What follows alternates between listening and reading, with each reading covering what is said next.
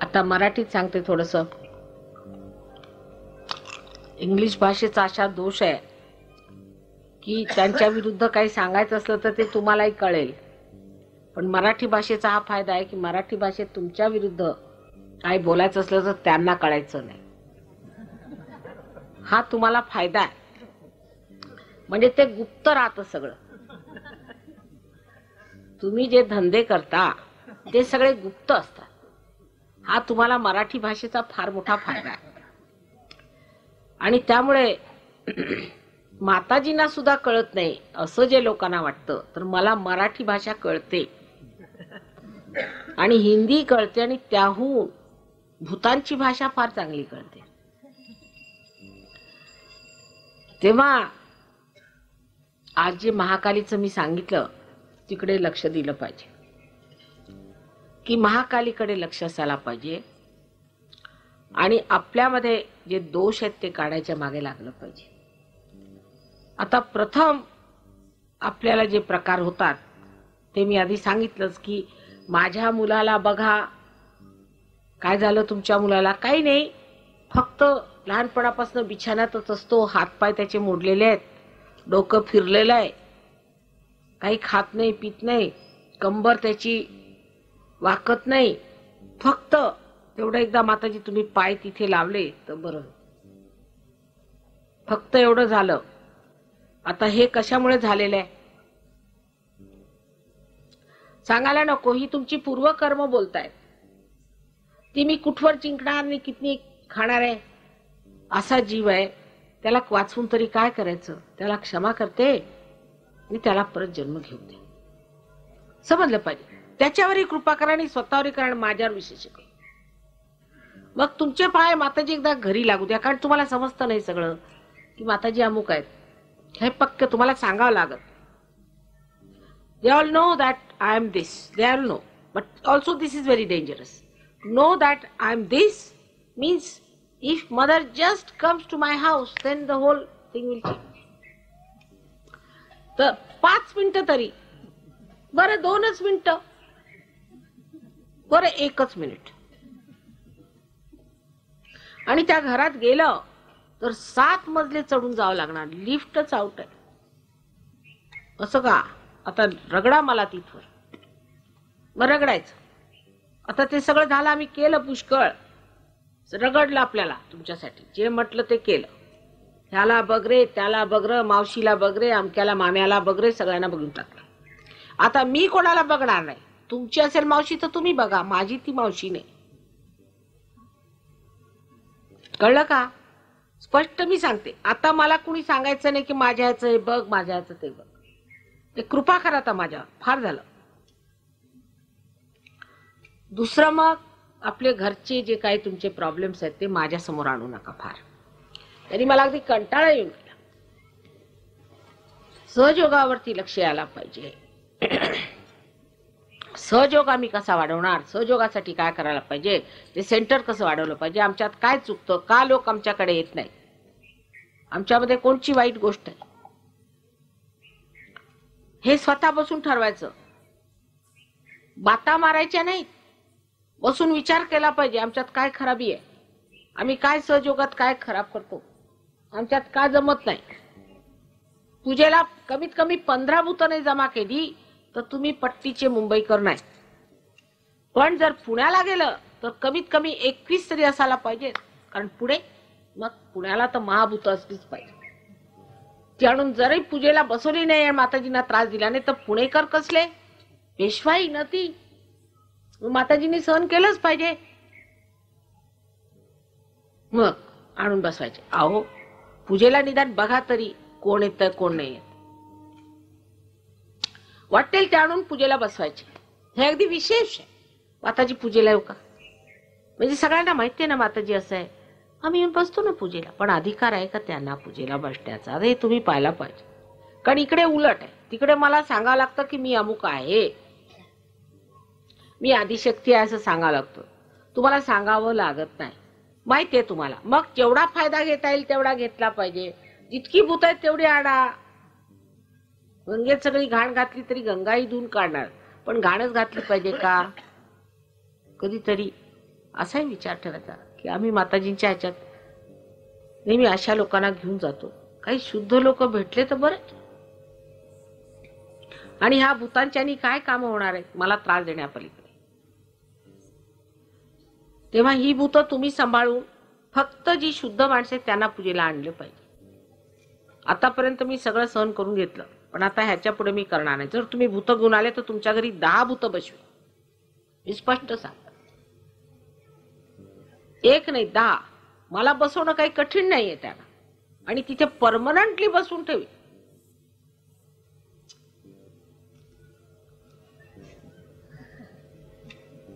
मी हसून सांगते, पण खरंच सांगते, मला फार त्रास होतो ह्या गोष्टी. हे महाकालीचं स्वरूप जे आहे ते अत्यंत प्रेमळ आहे आणि तुम्हाला रक्षक आहे. इतकंच नाही, पण तुमची सगळी काही जी इच्छा आहे ती पूर्ण करायला समर्थ आहे. पण अशा फालतूच्या इच्छा तुम्ही जर घेऊन आलात, जिथे की आम्हाला कर्दन करायचं आणि संहार करायचा आहे, तर आम्ही काय करायचं? तुम्ही मुलं म्हणून आम्ही कितपर्यंत सहन करायचो? ह्या मूर्खपणाच्या गोष्टी आहेत.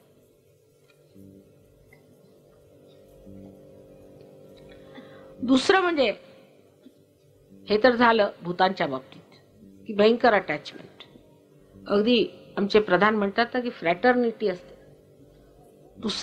एकाला भूत असलं की तो बरोबर दुसऱ्या भूताला चिकटतो. अगदी बरोबर ओळखायचं म्हणजे काय की ह्याच्यात भूत आहेत का, असं का. 10 भूत एकत्र मिळाली म्हणजे समजायची 10ची 10 भूत एकमेकाला चिकटणारच, कारण भूत भूतालाच चिकटतं की नाही. तसं अगदी स्टॅम्प आहे त्याचा. आणि ते कृपा करून आता लक्षात ठेवलं पाहिजे. सज्जनांची संगती गाठावी. सज्जनांनी स्वतःला एकत्र बांधून आणखीन एक ग्रुप करून घ्यायचा आणि भांडायचं नाही. तो ग्रुप एक करून ठेवला, मग हळूहळू तो ग्रुप वाढवत गेला पाहिजे. म्हणजे असं न्यूक्लियस बनतो, तो न्यूक्लियस असा वाढवत जायचा आणि मग सज्जनांनी जवळ येत जायचं. भांडकुदळपणा हे लक्षण भूतांचं आहे. क्रोध आदी ह्या गोष्टी सर्व भूतांच्या लक्षणाने. तेव्हा क्रोध येऊ द्यायचा नाही, राग येऊ द्यायचा नाही. किंवा घाईघाईनी लोक काम करतात, अरे हे कर रे, ते कर रे, तसं तसं, म्हणजे मला कळलं हे आलं इकडे. 10 भूत बसली तर मनुष्य करणार तरी. एक तऱ्हेचा रुबाब पाहिजे माणसं. काय शिवाजी महाराज ना तुम्ही, म्हणजे शिवाजी महाराजांचे नुसते पुतळेच उभे करतात जिथे तिथे. अहो तुम्ही शिवाजी महाराज, त्यांचा रुबाब काय आणि तुमचा रुबाब काय ते पहा. कालच मी पुण्यात सांगितलं की पंक्तीला फुकट खोरून बसतात सहयोगी, म्हणजे कमालच झाली बा. अहो या महाराष्ट्रात आमच्या म्हणजे मैत्रिणीला जरी म्हणत असू की तू जेवायला बस, तर ती तशी बसायची नाही 10 तिला निमंत्रण दिल्याशिवाय. हे आम्ही या पाहिलेलं आमच्या डोळ्यांनी.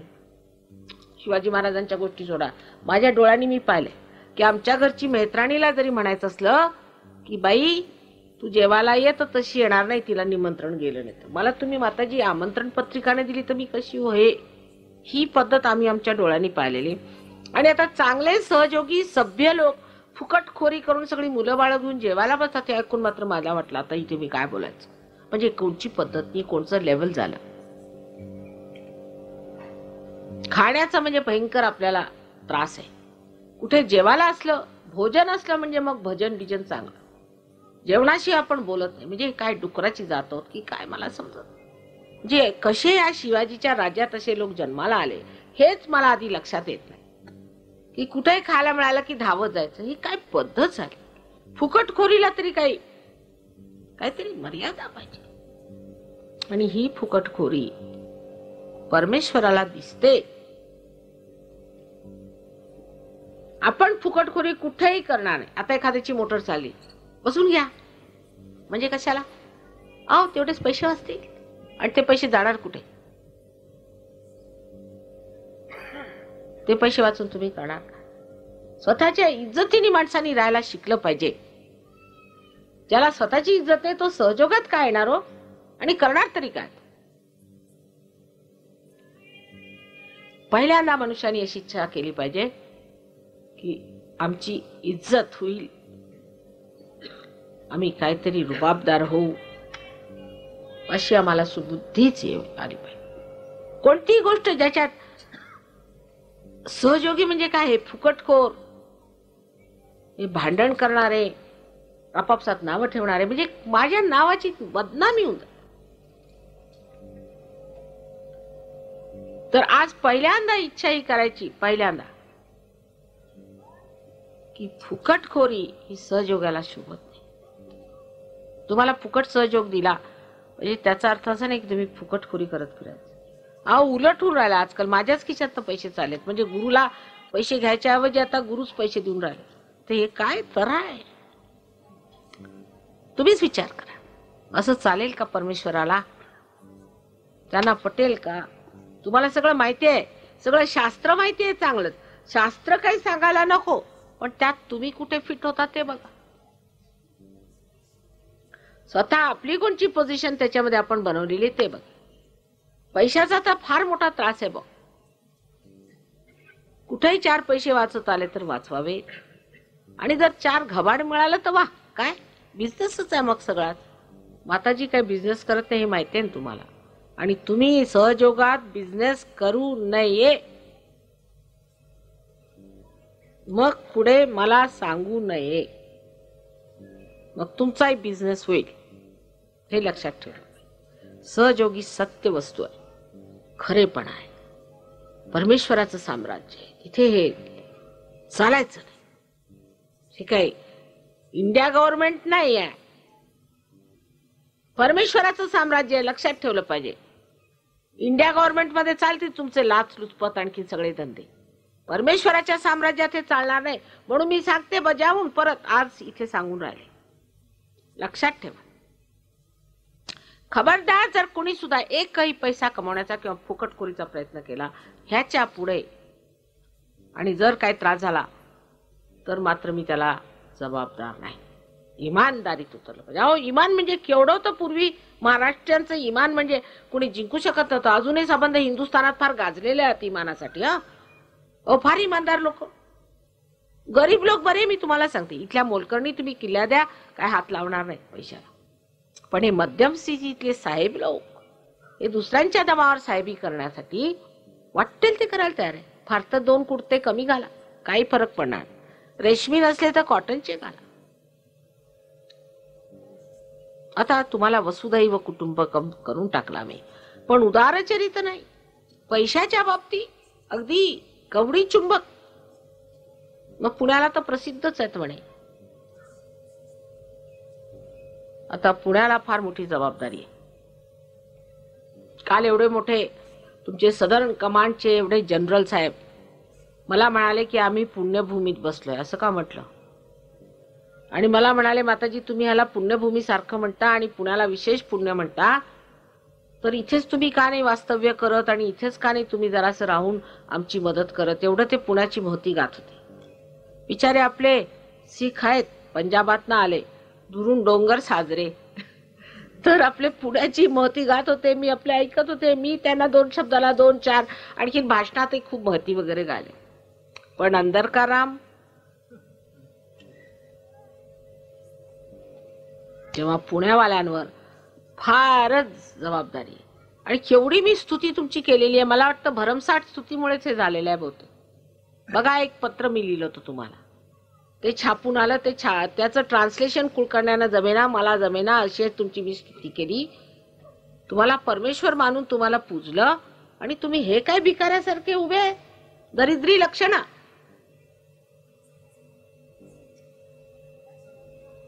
तेव्हा ह्या स्वरूपात निघायला पाहिजे. एवढंच एक कर. आपल्या जबाबदारीवर स्वतः आम्ही इज्जतीची माणसं, कोण आमच्यावरती खर्च करणार आम्ही बघतो. मग बघा साक्षात लक्ष्मी तुमचे पाय धुणार. पण म्हणून नाही करायचं. परत तेच माताजी सांगितलं ना, म्हणून आम्ही हे करतोय. आता आमची लक्ष्मी पाय नाही धुत, म्हणजे असं पत्र येईल माझ्याजवळ एवढं 10 पानी. तुम्ही असं म्हणाले, तुम्ही असं म्हणाले, आमची लक्ष्मी पाय धुत नाही, आम्हाला लक्ष्मीने, उलट आम्ही हारलो. आता एकही पैसा नाही, कर्ज बाजारी झालो, बायको पळाली, सगळं झालं.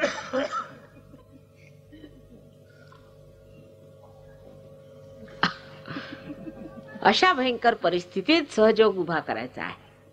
झंझावात त्या झंझावातात त्या सहयोगाच्या रूपाला सांभाळून धरणारे पाहिजे. तो कुठे गेले? ते सगळे गेले का शिवाजींच्या बरोबर, की पेशवाईतच गेले? संपले. या रूपाला सांभाळून धरणारे लोक उभे करा. आणि जर तुम्ही नाही केले तर उभे मी करीन.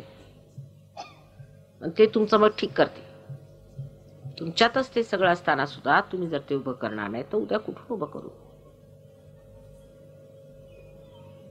तर पुण्यावाल्यांवर फार जबाबदारी आहे. तर मुंबईकरांना खूप झाडून ठेवलेले आधीच, त्यांना झाडायला नको आता. पण मुंबईकरांनी हलायला पाहिजे. गणपती सारखे चिकटून मुंबईत राहतात.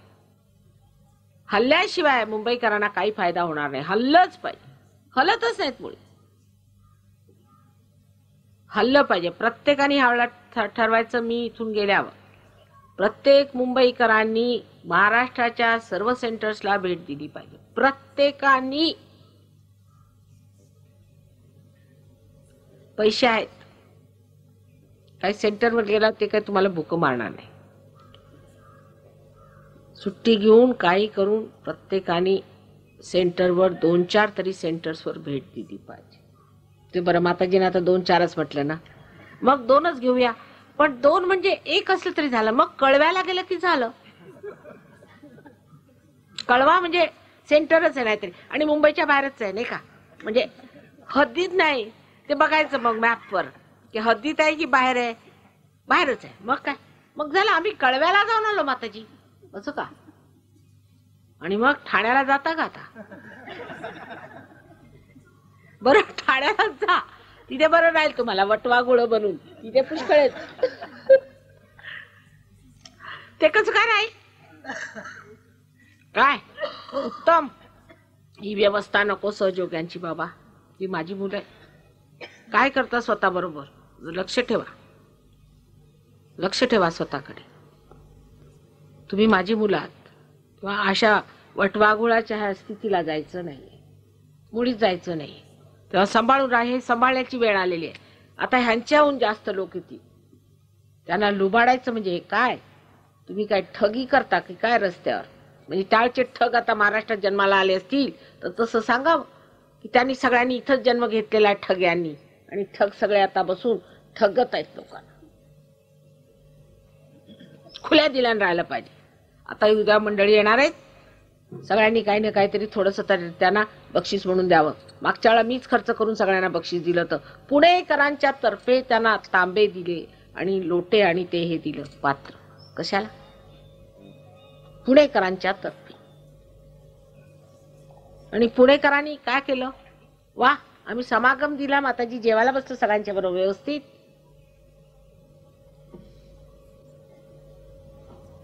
सगळ्यांनी सुद्धा काही ना काही बक्षिस यांना द्यायली पाहिजेत. प्रत्येकाने मित्रता जोडली पाहिजे. पण मित्रता म्हणजे अशी नाही की मला जरा 500 रुपये उसने द्या, मी कर्ज घेतलं होतं, माझी आई मेलेली आहे, तिच्या अंगावर कपडा नाही. हे असले प्रकार करण्यापेक्षा त्या लोकांना तुमच्याबद्दल काय कल्पना होणार आहे ते तुम्ही लक्षात घेतलं पाहिजे. स्पष्टपणाने मी सांगते. आज स्पष्टच बोललेलं बरं. असल्या तऱ्हेच्या हलकटपणाच्या गोष्टी करायच्या नाही. जाऊन दोस्ती करायची. त्याच्यासमोर आपला मोठेपणा दाखवला पाहिजे. ते तुमच्या दर्शनाला आलेले हे चांगलंच आहे की परमेश्वराच्या दर्शनाला जा आणि परमेश्वर भीक मागतोय. ही काय स्थिती आहे? ही काय स्थिती आहे? तेव्हा लक्षात घेतलं पाहिजे. इतका विपर्यास करू नका सहयोगाचा. तेव्हा कृपा करून त्यांच्यासाठी काहीतरी, ते तुमच्यासाठी केवढे बक्षीस घेऊन आले, एवढा खर्च करून इथे आले. आपल्याला पैसे तर समजतात कमीत कमी, आणखीन काय समजले तरी हे लोक एवढा खर्च करून आलेले आहेत. त्यांच्यासाठी एखादी वस्तू दिली तर नेहमी लक्षात ठेवा. प्रेमाने मिठ्या माराव्या, त्यांना प्रेमाने घरी जेवायला बोलायचं. दिल्लीकरांचं हृदय बघा केवढं मोठं आहे. 7 दिवस म्हणे आम्ही आमच्याकडे ठेवू. माताजी तुम्ही काय केलं तरी आम्ही ऐकणार. 7 दिवस आमच्याकडे आम्ही ठेवू. आम्ही सगळ्यांना वाटून घेऊ. आमच्या घरी आम्ही ठेवू. आम्ही एका खोलीत राहतो तर काय झालं, प्रेमाने आम्ही वाटू. हे दिल्लीकर. तसे मुंबईकर दिलदार आहे, त्याबद्दल शंका. मुंबईकर दिलदार आहे पण हळणं म्हणून दिल्लीकरांना, दिल्लीवाले लोणावळ्याला येतील. पण आज किती सहयोगी मुंबईहून इथे आले. रविवारला आपण पूजा ठेवली तर हातावर मोजून घ्या. आज याला काय झालं होतं पूजेला. माताजी आज पूजेला बसणार आहे, आज हे लोक इतक्या दूरून आले, तुम्ही काय इथवर येऊ शकत नव्हते? किती लोक आलेत मुंबईचे, मला लिस्ट करून द्या. काय झालं होतं त्यांना यायला? आज सकाळच्या गाडीने यायचं आणि संध्याकाळच्या गाडीने जायला काय झालं होतं? काय दूर आहे लोणावळा? आता काय कळव्याला प्रोग्राम केला म्हणजे होईल? तर त्याच्यामध्ये आंतरिकता नाही, ओढ नाही. तुमची जर आई उद्या इथे आली असती तर आले असते भेटायला नक्की. मी तुमची आई नाही आहे का? तुमच्या आईची आई आहे मी. माझ्याशिवाय चालणार आहे का तुमचं? आंतरिकता नाही आहे. मुंबईच्या लोकांना आंतरिकता असायला पाहिजे. दिलखोल असून फायदा काय? आंतरिकता पाहिजे. पैसे खर्च करून सगळं विकत घेता येत नाही. आंतरिकतेने. आंतरिकता आहे का तुम्हाला? आपल्याकडे लक्ष दिलं पाहिजे. आम्ही आंतरिक आहोत की नाही? अंतःकरणापासून वाटलं पाहिजे. असं नाही म्हणत सर्वांना नाही वाटत, काही लोकांना मुळीच वाटत नाही. माताजी तुम्ही आल्यामुळे आमचा हा फायदा झाला, तो फायदा झाला. अहो माझा काय फायदा झाला तो तर बघू द्या मला. आता मुंबईला जर 4 माणसं आले तर मला विचार पडतो कुणाच्या घरी ठेवायचं. कुणाच्या घरी ठेवा तो उचल बांगडीच करत असतो. तिथे हेच एक काम दिसतंय मुंबईला सुद्धा, उचल बांगडी करा. हे आले ना, ह्याला त्यांच्याकडे घाला, त्यांची टोपी त्याच्यावर तिकडे. काही समजतच नाही काय. अहो कोणीतरी जीव उघडून म्हटला हो माताजी आमच्याकडे आम्ही घेऊन जातो. कबूल. त्यांना काही तुमचं समजत नाही तर समजावून सांगा. पण आंतरिकता नाही. आंतरिकता असायला पाहिजे. सगळ्याच गोष्टी पैशाने विकत घेता येत नाही. पण तेच आम्ही जातो खेडेगावात म्हणजे बहार आहे. दोन्ही गोष्टी, आंतरिकता पण आहे, खुली आहे, सगळं मस्त आहे. काय मजा येते हो. बैलगाडी असो नाही तर काय असो, पायी सुद्धा चालायला आलं तर काय झालं, अनवाणी चालायला आलं तरी काय झालं. अहो प्रेमाचं एवढे जे धो वाहत असतं, त्याच्या पुढे काही नको. मग त्याच्या पुढे आपल्याला काही नको, त्याची मग काही इच्छा राहत नाही, असं ठेवलं पाहिजे. आणि तेच शिकलं पाहिजे त्या लोकांपासून. खुल्या, कधी माझ्याकडे एक कवडी ते जास्तीचे घेणार नाही, मला त्रास देणार नाही. सगळी व्यवस्था कशी मस्त, सकाळी सगळे अंघोळ करून की व्यवस्थित उभे, तेव्हा वाटतं रे माझा महाराष्ट्र हा उभा माझ्या पुढे. तस मुंबई आणि पुणेकरांवर फार मोठी जबाबदारी आहे. कारण तुम्ही सरताज न सगळे बसलेले ते हातात तलवारी घेऊन गंजू देऊ नका. सगळ्यांना सांगणं आहे की थोडे दिवस खेडेगावात जाऊन राहावं आणि थोडं खेडेगावातल्या लोकांचं शिकावं. जरी काही नसलं घरात तरी सुद्धा अत्यंत प्रेमाने एक कप चहाच घेऊन जा. माताजी काहीतरी घ्या, नुसतं पाणी नको. आणि केवढं प्रेमाने, हृदय भरून येतं. तसंच पाहिजे, आंतरिकता पाहिजे. ह्या लोकांना बघून हृदय भरलं पाहिजे. हे आलेत कसे आमच्या जीवाशी आलेले आहेत, त्यांना कुठं ठेवू ना कुठं नाही ठेवू, नाव मागू घालू की काय करू की कसं करू, असा विचारायला पाहिजे. ह्यांना जायचंय, आता कधी भेट होणार, हे आमच्या जीवाचे निघालेत. तसं नाही, त्याच्याकडनं किती काय काढता येईल त्याच्या मागे आपण लागले. कसली काय पद्धत झाली. आता हे सगळं विसरा. झालं गेलं, विसरून जायचं. आता पुढचा रास्ता, पुढची वाटचाल करायची. आणि त्या वाटचालीमध्ये आपण वर वर उठत जायचं. द्वैतात ना अद्वैतात आल्याशिवाय होणार नाही. आणि आपण अजून द्वैतात बसलेलो आहोत आणि त्या द्वैतामध्ये थोडेसेच काटे आहेत, ते काढावे लागणार. पैशाचा हा जो आपल्याला डोक्यामध्ये बोझा आहे तो काढून टाका. तुम्हाला लाखोनी पैसे मिळतील. योगक्षेम वाहम्यम म्हटलेलं आहे. सोडून बघा. यांना प्रेमाने आपल्या जवळ करा. 4 पैसे खर्च करा, काही लागत. तुम्ही कर्जबाजारी होणार नाही.